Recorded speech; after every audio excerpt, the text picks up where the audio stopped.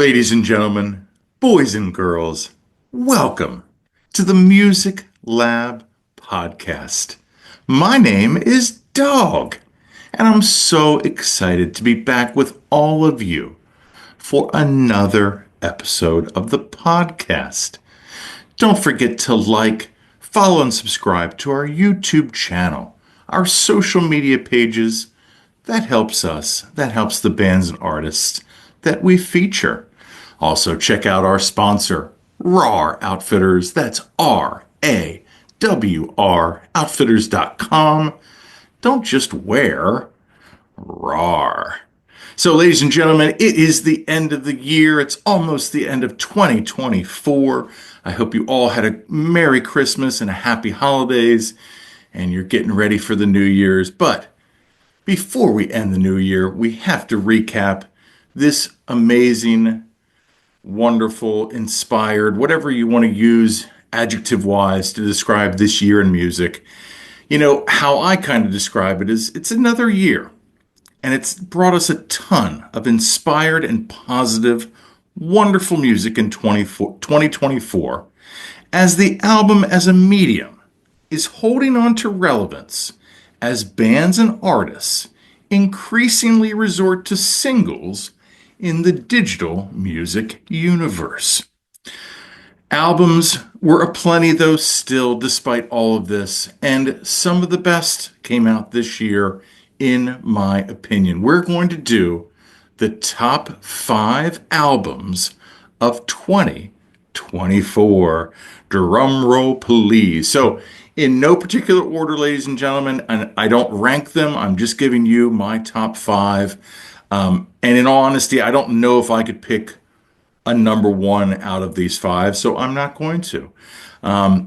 Just to give you an idea of how difficult it was to narrow it down to 5, I am giving you 5 albums of honorable mention. So really, it's going to be a top 10, but only 5 albums that we're really going to focus on and dig into and dive a little deeper. So, ladies and gentlemen, with that being said, our first album of the year is an album that was inspired by a New York Daily News article about an Aloha Airlines flight who mid-flight the roof was torn off. The album title and that article was called Only God Was Above Us. It released on April 5th of 2024, and it's the 5th studio album for this band, Vampire Weekend. You know, when I was looking at end of year lists, Pitchfork, Stereo Gum, Consequence, all of the, Paste, any, Rolling Stone even though they're kind of not relevant anymore, I kept missing this album, and it just blows my mind that either it wasn't ranked very high or it just wasn't ranked at all. The standout songs on this album, Capricorn, Mary Boone with that primitive Radio Gods riff, and Pravda. But I mean, this album, it's so good. It was produced by Ariel Rechtschied as Ezra started writing for the album 5 years ago. The band began their tour to support the album 3 days later on Ezra's 40th birthday and the solar eclipse that we all got to witness, well, not all of us, but most of us, nationwide in Austin, Texas. At 47 minutes and 10 songs, this whole album is a sonic, dreamy delight, with Ezra's soothing, unique voice commanding your attention. A bevy of instruments are used, and each lend to the magic as Chris provides the excellent drumming throughout. Vampire Weekend, ladies and gentlemen, Only God Was Above Us. The next album that we're going to feature is an album called Chorus. It came out on March 1st of 2024, And it's this band's third studio album. It's the band Mild Life. The standout tracks are Forever, the opening track, Chorus, the self titled, it's a 9-minute instrumental, and the song Musica. This Australian psychedelic jazz band, with the most unlikely entry into our top five, but a band you need to listen to for yourself. I keep saying Australia is just this hotbed of great, great music. I mean, different genres, but they're all great. Yeah, I don't know what they're doing in Australia, but again, this is another band as an example of that. Chorus, the album, is only 7 tracks, but at 45 minutes. The opening track, Forever, makes you feel like you're at a disco in the 1970s with that sick bass line, and then Kevin's hushed and alluring voice will absolutely mesmerize you. Pink Floyd, Steely Dan, and Nile Rodgers would all approve, as this band truly takes you on a musical journey of music you've never heard, blended before so beautifully. Our next album, ladies and gentlemen, a familiar face, I think, to most of us, because, they are headlining festivals now and headlining arenas. So this is a band, their album, South of Here. It came out June 28th of this year, and it's their fourth studio album from Memphis's Stax Records. The band is Nathaniel Rateliff and the Night Sweats. Still one of the best band names out there. The standout songs on this album, ladies and gentlemen, Heartless, Everybody Wants Something, and Cars in the Desert. Produced by Brad Cook, who inspired Nathaniel to write songs that explore his anxiety, insecurity, and also stories of his life. This album has 11 tracks at 37 minutes, with 10 different musicians contributing to the project. The signature growl is still there, but his voice sounds more polished and sturdier, and Randy Newman would approve. Everybody sounds like they're having fun, and in my opinion, this is his best work to date. Roots rock, country, and Americana, all represented and all so well done by a band running on all cylinders. And like I said, headlining festivals and selling out arenas everywhere. The next band and next album that we're featuring, we've got 2 left, ladies and gentlemen. And these last 2 are the only bands that I got to see live this year. Of these top 5 albums, I mean, I saw 27 shows this year, but of these 2. So the album is called Can We Please Have Fun? As all of their albums have 5 syllables. Fun little fact. This album came out in May. It's their 9th studio album, and the record label is Love Tap Records.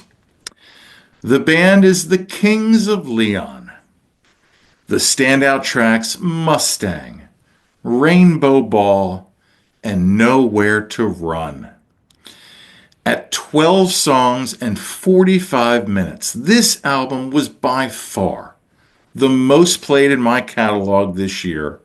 And thank God, because I was starting to lose faith in the follow-ills. Having a pop producer like Kid Harpoon gave this album a dynamic like no other, as we still kind of get the dirtiness and rawness of Kings with a gleam and a little polish. When we saw them in Philadelphia in September, these songs sounded great live and fit right in with the rest of their catalog, as the Pastor Kids from Mount Juliet, Tennessee, spent 2024 on the road supporting this fantastic album. Kings of Leon, can we please have fun?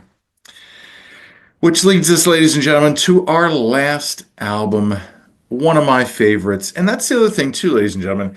In all honesty, this none of these five bands outside of this band that I'm going to tell you about are really like, maybe in my top 10 or top 15 bands that I like. So, um, you know, that's good for me too, that I'm kind of going out of my comfort zone and really appreciating, like I said, some of the best work that came out this year, in my opinion. So, the last album, ladies and gentlemen, Oh Brother is the name of it.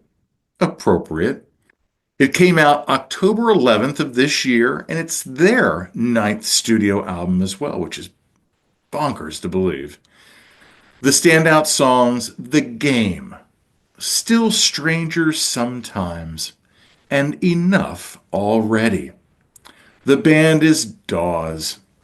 And for the first time, the brothers, Taylor and Griffin, co-produced an album with longtime friend Mike Viola.